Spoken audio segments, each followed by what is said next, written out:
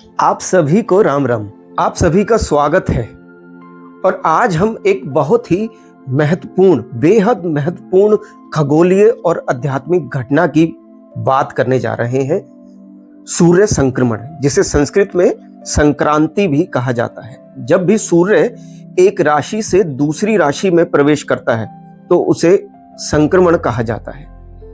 यह केवल एक खगोलीय परिवर्तन नहीं है, बल्कि यह हमारे जीवन, ऊर्जा और भाग्य को प्रभावित करने वाली एक दिव्य प्रक्रिया है।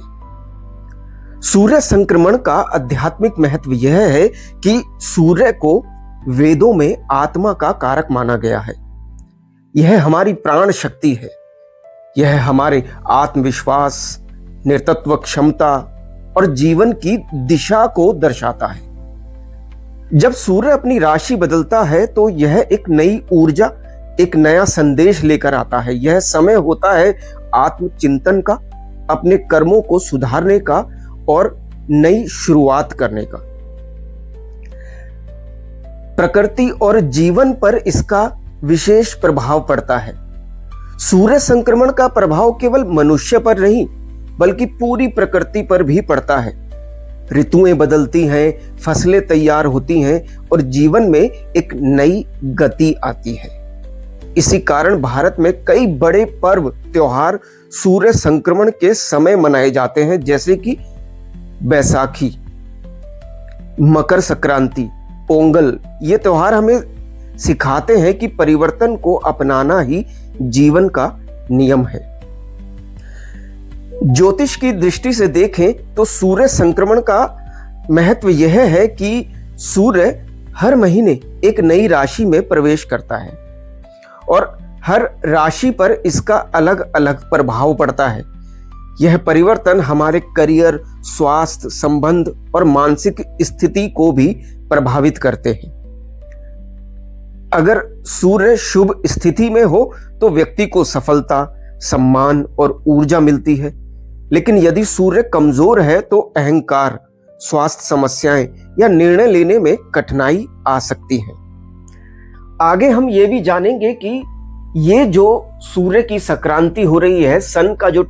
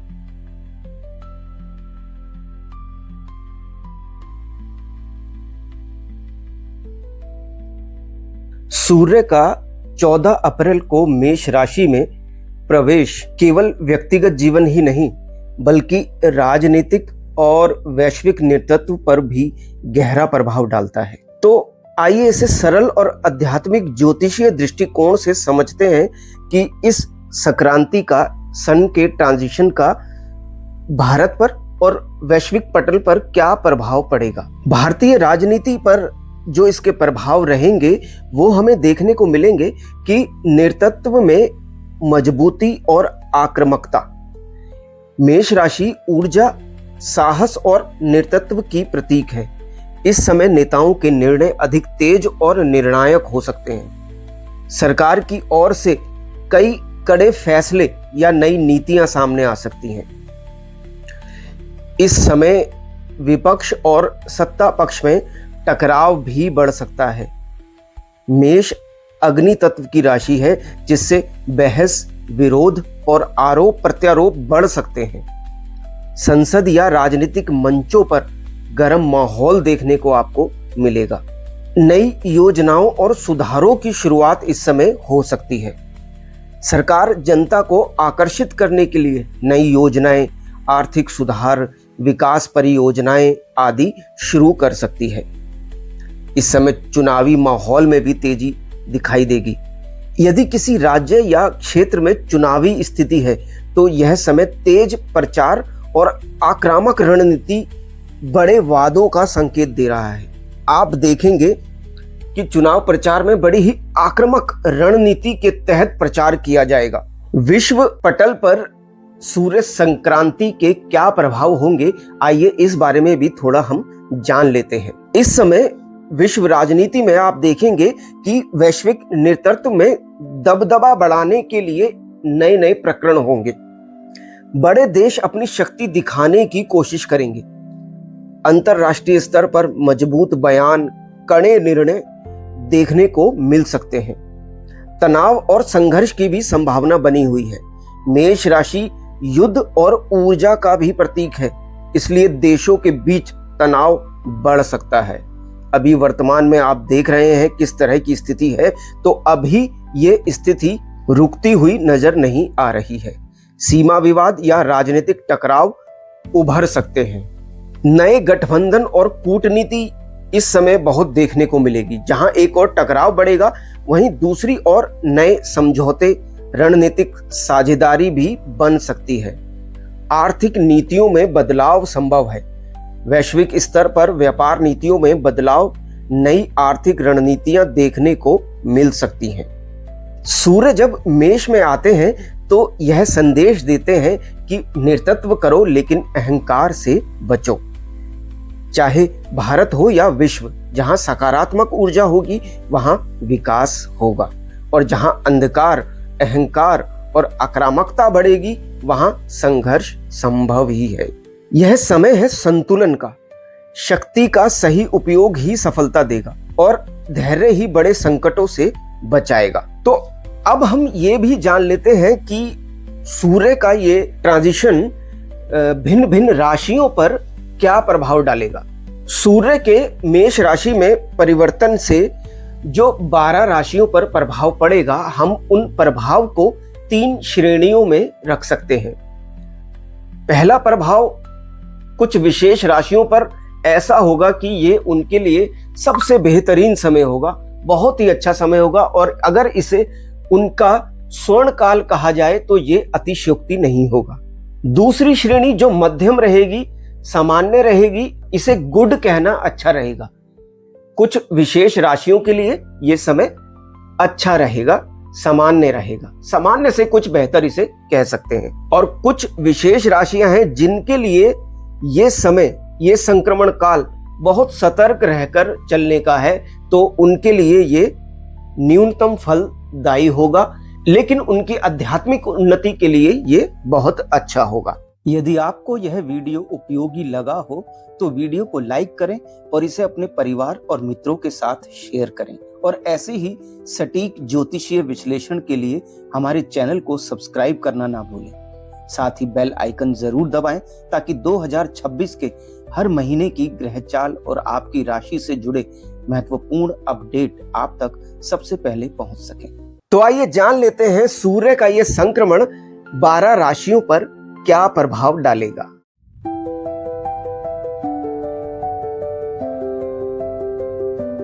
तो हम सबसे पहले शुरू करते हैं उन राशियों से जिनके लिए ये स्वर्ण काल है।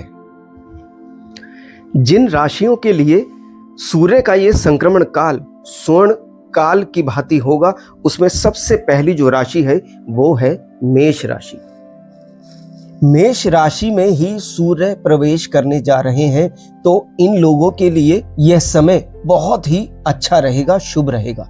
इनका तेज बढ़ेगा, आत्मविश्वास की बढ़ोतरी होगी, सरकारी या सरकार से लाभ भी इनको मिलेगा, प्रतिष्ठा की भी बढ़ोतरी इनकी होगी। इनके लिए जो उपाय रहेगा वो है नियमित रूप से सूर्य को जल दें व रोजाना आदित्य हृदय स्तोत्र का लगातार 3 बार पाठ ये कर लिया करें। तो इनके लिए ये जो समय है वैसे ही बहुत शुभ है, उसमें और भी बढ़ोतरी होगी और इनके सारे रुके हुए काम अवश्य ही बनेंगे।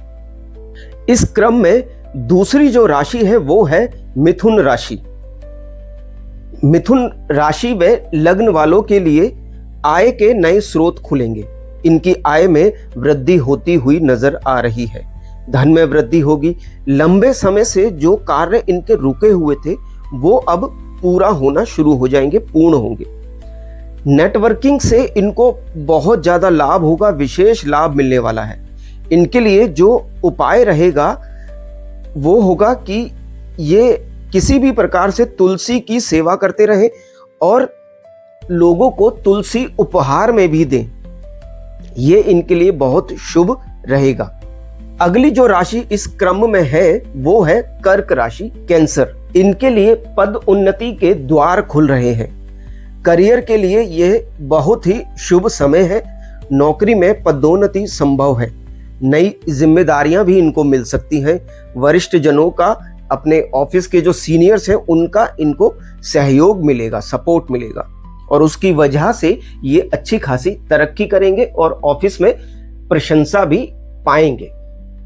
इनके लिए जो उपाय रहेगा वो रहेगा पिता की सेवा करें किसी भी प्रकार से, व घर के बुजुर्गों का और बाहर के भी जो वरिष्ठ जन हैं, बुजुर्ग हैं, ऑफिस में हैं, उनका भी आशीर्वाद किसी भी प्रकार से ये लेते रहें। इस क्रम में जो तीसरी राशि है वो है सिंह राशि। सिंह राशि का स्वामी है सूर्य, जैसा कि आप जानते हैं, और वही अपनी उच्चतम ऊर्जा के साथ मेष राशि में प्रवेश कर रहा है। तो इनके लिए यह संक्रमण बहुत ही शुभ रहने वाला है।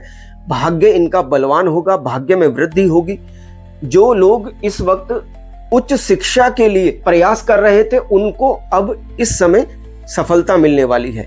ये लोग लंबी धार्मिक यात्राएं भी कर सकते हैं। तो इनके लिए बहुत ही अच्छा समय प्रारंभ हो रहा है। इनके लिए जो उपाय रहेगा वो रहेगा श्री राम जी के तीर्थ स्थल की यात्रा एक बार अवश्य कर लें। जिन राशियों के लिए ये संक्रमण काल स्वर्ण काल की भांति बेहद शुभ होने वाला है, उसमें अगली जो राशि है वो है स्कॉर्पियो यानी वृश्चिक राशि। वृश्चिक राशि के लिए जो ये समय है वो है शत्रुओं पर विजय पाने का।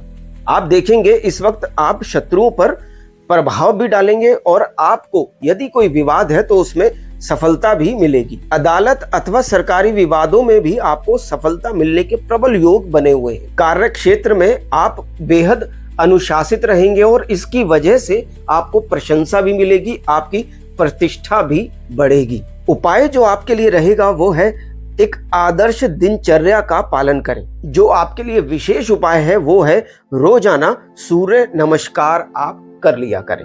अगली जो राशि इस क्रम में आती है वो है कुंभ राशि। कुंभ राशि के लिए यह महीना, यह संक्रमण काल बेहद शुभ है, क्योंकि आपका पराक्रम व साहस ये अभूतपूर्व वृद्धि के साथ देखने को मिलेगा। संचार, मीडिया व लेखन से जो लोग किसी भी प्रकार से जुड़े हुए हैं, प्रत्यक्ष रूप से या अप्रत्यक्ष रूप से, उन लोगों को विशेष प्रतिष्ठा मिलने का योग है।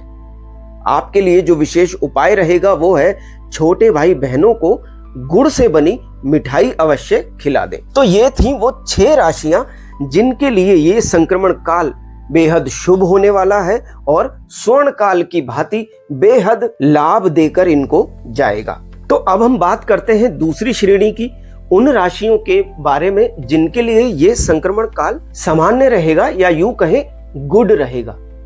उसमें जो सबसे पहली राशि है वो है वृषभ, टॉरस। आपको इस समय खर्च बढ़ने से रोकना है। आप देखेंगे आपकी मानसिकता भी और आपका व्यवहार भी कुछ इस प्रकार का होगा कि आप धन खर्च करेंगे। तो इसलिए आपको इस समय संयम, बेहद संयमित होकर धन खर्च करना है। हालांकि विदेशी संबंधों से आपको किसी प्रकार का लाभ अवश्य मिलता रहेगा। ये समय है आत्मचिंतन करने का, तो संयमित होकर खर्च करें और अपने खर्च को वेल मैनेज रखें। आपके लिए जो विशेष उपाय रहेगा वो है कि आप किसी आश्रम में कुछ दान दे दें। पिता की सेवा किसी भी प्रकार से आप करते रहें। अगली राशि जिनके लिए ये सूर्य का संक्रमण काल सामान्य यानी गुड रहेगा वो है सेजिटेरियस यानी धनु राशि। इनके लिए रचनात्मक एबिलिटी में वृद्धि होगी, क्रिएटिविटी में वृद्धि होगी, प्रेम संबंधों में वे रचनात्मकता में यानी क्रिएटिविटी में इंप्रूवमेंट देखने को इन्हें मिलेगी। संतान की तरफ से इन्हें कोई शुभ समाचार मिल सकता है। अगर ये लोग शेयर मार्केट से किसी तरह जुड़े हुए हैं तो शेयर मार्केट के निवेश से इन्हें कुछ लाभ होता हुआ नजर आ रहा है। इनके लिए जो विशेष उपाय रहेगा वो रहेगा नियमित रूप से सूर्य को जल दें। सूर्य का संक्रमण काल जिन राशियों के लिए सामान्य यानी गुड रहने वाला है, उस राशि के क्रम में अगली जो राशि है वो है मीन राशि, पाइसेस। इनकी वाणी इस समय इनका साथ नहीं देगी। आर्थिक स्थिति हालांकि मजबूत रहेगी, बैंक बैलेंस में भी वृद्धि देखने को मिल रही है, परंतु अगर इन्होंने अपनी भाषा पर कंट्रोल नहीं रखा, अपनी वाणी पर नियंत्रण नहीं रखा, तो महत्वपूर्ण रिश्ते इनसे दूरी बना सकते हैं। इसलिए इस समय इनके लिए ये भी एक उपाय है कि आपको अपनी वाणी पर नियंत्रण रखना होगा। उसके साथ ही जो विशेष उपाय इनके लिए रहेगा वो है रविवार को ये नमक का सेवन ना करें और संभव हो तो रविवार को उपवास रखें। अब अंत में बात करते हैं उन राशियों की जिनके लिए सूर्य का ये संक्रमण काल सतर्कतापूर्ण, चुनौतीपूर्ण व धैर्य से बिताने वाला है। उसमें जो सबसे पहली राशि है वो है कन्या राशि। कन्या राशि को इस समय स्वास्थ्य में और इन्वेस्टमेंट में बहुत ही सतर्कता बरतनी होगी। स्वास्थ्य को लेकर सतर्क रहें और कहीं भी इन्वेस्टमेंट में अगर थोड़ा भी रिस्क अगर आपको लगता है तो उससे दूरी बनाएं। हालांकि आध्यात्मिक विकास के लिए यह समय बहुत उत्तम आपके लिए रहेगा। आपके लिए जो विशेष उपाय रहेगा वो है पिता की सेवा किसी भी प्रकार से करते रहें। अपने पिता को अपने हाथ से जल दे दिया करें या शाम को, रात को दूध दे दिया करें। अगला जो उपाय है वो है तांबे के पात्र में रखे जल को आप नियमित रूप से पिया करें। आपके स्वास्थ्य में वृद्धि होगी, आपका स्वास्थ्य अच्छा होगा। इस क्रम में अगली जो राशि है वो है तुला राशि। तुला राशि के लिए अगर कहें तो इनको अपने दाम्पत्य जीवन में थोड़ी सी मधुरता लानी होगी और ये मधुरता इन्हीं के व्यवहार से आएगी, क्योंकि इन दिनों इनका अहंकार अपने चरम पर होगा, तो इनको अहंकार से बचना है। व्यापार में हालांकि इनको लाभ मिलता हुआ नजर आ रहा है, परंतु जीवन साथी से व व्यापारिक संबंधों में ईगो के चलते टकराव की स्थिति बनी हुई है। तो इनके लिए जो उपाय रहेगा वो रहेगा, एक तो इस समय बेहद डाउन टू अर्थ रहे और अपनी ईगो पर और अपनी वाणी पर कंट्रोल रखें। अपने घर में अपने जूठे बर्तन आप स्वयं साफ कर दिया करें।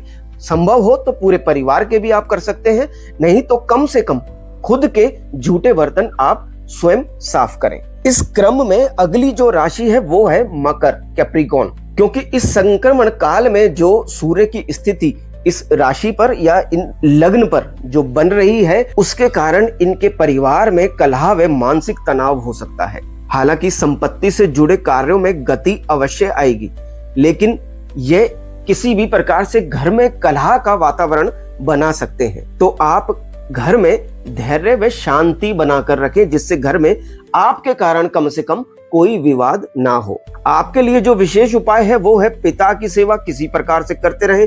प्रत्येक शनिवार आप घर के जाले साफ कर दिया कर, ये भी आपके लिए बेहद शुभ रहेगा। अब मैं आपको एक बोनस टिप भी दे रहा हूं। ये मैं वो विशेष और सामान्य उपाय बता रहा हूं जो कोई भी राशि वाला या कोई भी लग्न वाले लोग इस समय इस विशेष संक्रमण काल में कर सकते हैं। तो इसमें जो सबसे पहला उपाय है वो है सत्तू का दान। इस महीने आप किसी भी जरूरतमंद को सत्तू का दान कर दें और स्वयं भी सत्तू का सेवन करें।